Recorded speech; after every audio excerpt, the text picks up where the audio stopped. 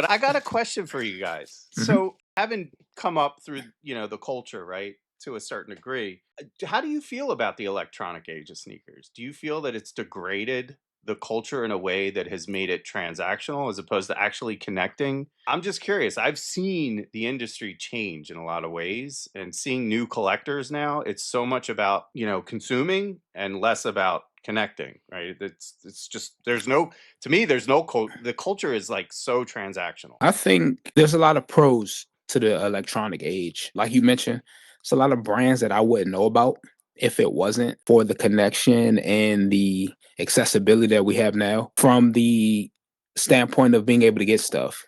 I know we talk a lot about resellers and different varieties and different forms, but your local neighborhood reseller could crack you over the head if you even had one. Now you have options. You've got eBay, you've got It's true. StockX, you've got GOAT, you've got Yeah. connections that we're making here.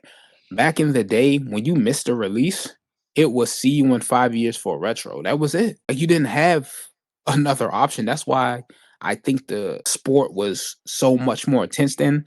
Like that phrase, I'm getting my pair, because you didn't have a choice.